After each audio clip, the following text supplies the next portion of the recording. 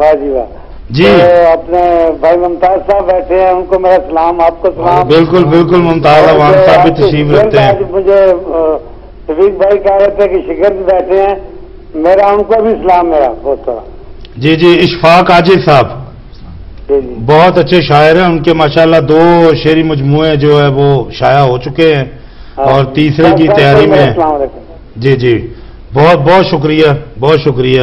اور آپ کی بات بڑی ہوتی ہے، میں یہاں یہ بھی بات ریکارڈ پہ لانا چاہتا ہوں کہ طفیل صاحب کا جو اصلی نام ہے، یعنی جو ان کا خاندانی نام ہے جس نام سے، وہ طفیل حسین تھا۔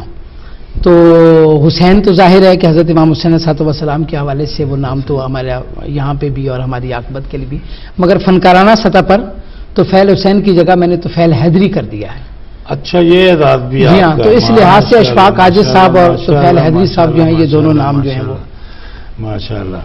جی جی، اچھا تو ڈاکٹر صاحب بات چل رہی تھی گیت کی کیفیت جو ہوتی ہے اور غزل کی کیفیت بہت فرق ہے۔ جی جی، تو جب آپ غزل کہتے ہیں یا پھر جب گیت کی طرف آتے ہیں تو آپ کس طرح محسوس کرتے ہیں؟ گیت میں تھاٹ لے کے آنا، ایک ساحر کو تو اعزاز تھا جی جی، کہ ساحر نے وہ گیتوں کو ادب میں شامل کر دیا جو سننے میں آتا ہے، آپ کس طرح دیکھتے ہیں اس چیز کو؟ میں سمجھتا ہوں آپ نے بہت بڑا نام لیا، اور ساحر صاحب تو ہمارے عہد کا، ہر عہد کا مان ہے، ہم تو بہت چھوٹے لوگ ہیں ہر لحاظ سے، مگر یہ ہے کہ جو اساتذہ کو پڑھا ہے، جو محسوس کیا ہے، گیت کی جو لفظیات ہیں وہ غزل کی لفظیات سے مختلف ہوتی ہیں۔ جی جی، بہت حد تک، ساری تو نہیں ہوتی، لفظیات تو ظاہر ہے طے شدہ ہیں، جو لفظ ہم اردو میں یا ہندی الاصل یا فارسی آمیز لفظ تراکیب استعمال کرتے ہیں۔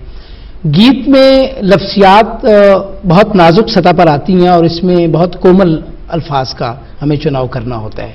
اس میں کوئی ثقیل لفظ نہیں ہوتے، کوئی سنگلاخ قسم کی تراکیب استعمال نہیں کر سکتے، اور اس میں کوشش ہوتی ہے کہ اس طرح کے لفظ کا استعمال ہو، اور کیفیات جو دکھائی جائیں وہ بھی اس طرح ہو کہ جیسے اگر خوشی کا گیت ہے تو وہ ساری کی ساری کیفیت جو ہے وہ کیفیت مسلسل میں ڈھلتی چلی جائے، یعنی اگر خوشی کا گیت ہے تو اس میں غم کی آمیزش نہیں آنی چاہیے، ایسے الفاظ کا چناؤ نہیں آئے گا اس میں کہ جس میں غم کا تاثر جو ہے وہ شروع سے لے کر آخر تک، اور اگر غم کا تاثر دینا ہے تو ایسے لفظیات کا برتاؤ، اس کی ٹریٹمنٹ جو ہوتی ہے فنی طور پر وہ ایسی، جبکہ غزل جو ہے اس کا ہر شعر اپنی سطح پر ایک اکائی ہوتا ہے، یعنی آپ ایک شعر میں خوشی کی کیفیت بیان کر سکتے ہیں تو دوسرے کسی شعر میں آپ غم کی کیفیت بیان کر سکتے ہیں، ایک جگہ پر آپ ہجر کا کوئی رونا رو رہے ہیں تو دوسری سطح پر آپ وصال کی سرشاریوں میں ہیں، جبکہ گیت میں ایسی بات نہیں ہے۔ گیت میں ہمیں ایک خاص سطح پر، اگر چنری کو سامنے رکھ کر گیت ہے، یا مثال کے طور پر بارش کو سامنے رکھ کر گیت کا کوئی موضوع ہے تو وہ ساری کیفیت اسی طرح کی لانی پڑے گی۔ اچھا، جس طرح غزل میں شاعر الہامی کیفیت ہے جی جی جی، یا ایک اورد ہے، گیت کو آپ کس تناظر میں دیکھتے ہیں کہ وہ بھی الہامی کیفیت سے گزرتا ہے، یا کہ شاعر کی وہ مشق سخن اتنی ہوتی ہے کہ وہ قلم پکڑتا ہے اور گیت کہہ دیتا ہے؟ میں گزارش کروں، آپ نے بڑی اچھی بات کہی کہ شاعری میں 2 بنیادی باتیں، ایک آورد ہے اور ایک آمد ہے۔ جی، آورد کا جو تعلق ہے، آمد کا تو یہ ہے کہ آپ کوئی مصرع آپ کے دفتن ذہن میں آتا ہے، وہ آمد ہوتی ہے اور اس کے بعد ایک کیفیت میں ڈھلنا شروع ہو جاتا ہے آپ کا فن، مگر جو آورد ہے، یعنی جب آپ سوچی سمجھیے، جو ہماری سیاسی طرز کی شاعری ہوتی ہے، ہنگامی شاعری ہوتی ہے، موضوعاتی شاعری ہوتی ہے، میں آپ کی بات کاٹ رہا ہوں تو گیت میں بھی ایسا ہے، میں آپ کی بات کاٹ رہا ہوں، منیر نیازی صاحب نے ایک محفل میں ایسے دوستوں میں بیٹھے ہوئے بات کی تھی، احمد فراز صاحب کے بارے میں پوچھا گیا ہے وہ کیسے شاعر ہے، تو اس نے کہا وہ شاعروں کے جرنلسٹ ہیں کہ جو چیز دیکھتے ہیں معاشرے میں اس کو وہ منظوم کر دیتے ہیں۔ ٹھیک ہے، تو آپ کی رائے اس کے بارے میں کیا ہے؟ منیر نیازی صاحب کے بارے میں یہ منیر نیازی صاحب نے بات کی تھی، کن کے بارے میں کہا؟ احمد فراز صاحب کے بارے میں۔ اچھا، یہ میں سمجھتا ہوں جی کہ منیر نیازی صاحب اور احمد فراز صاحب دونوں ہمارے بہت ہی سینئر اور ادب کا بہت بڑا نام ہے، پنجابی حوالے سے اور اردو حوالے سے منیر نیازی صاحب، اور اردو کی ہماری جو قومی سطح کی شاعری ہے، خاص طور پہ غزل گو شاعری میں غزل گوئی کے حوالے سے فراز صاحب کا بہت بڑا مقام ہے، مگر یہ میں اس سے 100% متفق نہیں ہوں۔ فراز صاحب نے جو شاعری مزاحمتی لہجے کی ہے، جسے منیر نیازی صاحب نے جیسے فرمایا ہے کہ وہ، میں سمجھتا ہوں کہ وہ شاعری بھی ایسی شاعری نہیں ہے کہ جس میں کوئی سٹیٹمنٹ ہمارے سامنے آتی ہے، علامت کی سطح پہ انہوں نے بات کی ہے، اور بہت ہی عمدہ انداز میں انہوں نے جو نظمیں کہی ہیں، جو غزلیں کہی ہیں، اور وہ باقاعدہ شاعری کا جو فنی معیار ہے، اعلیٰ معیار ہے، اس پر صادق آتی ہیں۔ اب یہ ایک عہد میں 2 اہم तरीन जो शोरा हैं अपनी अपनी असनाफ के हवाले से जो नुमाइंदगी गज़ल की, तो उनमें थोड़ा बहुत फिक्री इख्तलाफ जो है, जज्बाती इख्तलाफ तो जाहिर है वो हो सकता है। जी डॉक्टर साहब बात को जारी रखते हैं, कॉल प्रोग्राम में शामिल करते हैं। जी अस्सलाम वालेकुम।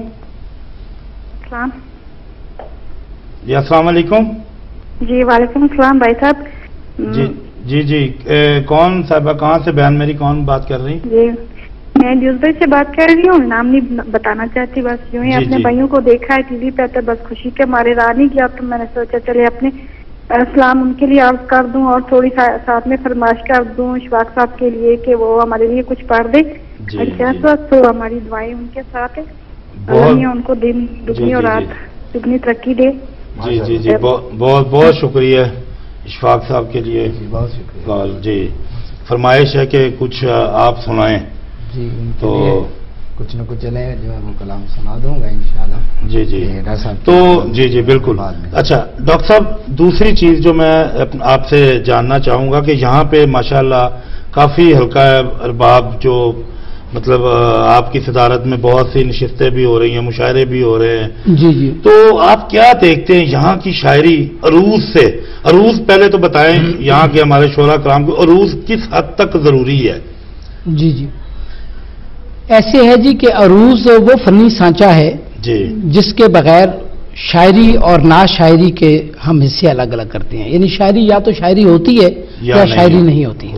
ये जो नहीं होती ये हम वो जो तयशुदा पैमाने हैं जो अरूज के बहूर हैं, बहरे हैं, उसमें जाहिर है कि शायरी अगर होगी तो उन्हीं तयशुदा औजान में होगी। अगर उस औजान से, क्योंकि शायरी जो है ये पूरी कायनात एक रिदम में अल्लाह तबारक व तआला ने पैदा की। आप देखिए सूरज का उभरना, सूरज का गुरूब होना, बारिश का, आप धनक रंगों को आप देखें, तमाम मनाजिर देखें, अशजार देखें, फितरत का जितना हुस्न है वो सारे एक आहंग में ढला हुआ हमें दिखाई देता है। तो ये कैसे मुमकिन है कि फ़नून लतीफ़ा में शामिल शायरी ऐसी बड़ी सिंफ जो है उसे हम इस सांचे से अलग करके देखेंगे? फिर जाहिर है कि वो शायरी नहीं होगी, हम कोई और नाम देंगे। जहाँ तक यहाँ शुरा की बात आपने किया तो मैं समझता हूँ कि बरतानिया में भी अरूज के हवाले से, आहंग के हवाले से और शायरी को शायरी बनाने के और शायरी की सतह पर अपने आप को बतौर शायर जो है पेश करने में जो लोग यहाँ पे मौजूद हैं, शोरा हजरात माशाल्लाह बहुत ही अहम नाम हैं और बहुत ही जिनको मेन स्ट्रीम में जो शामिल हैं शोरा।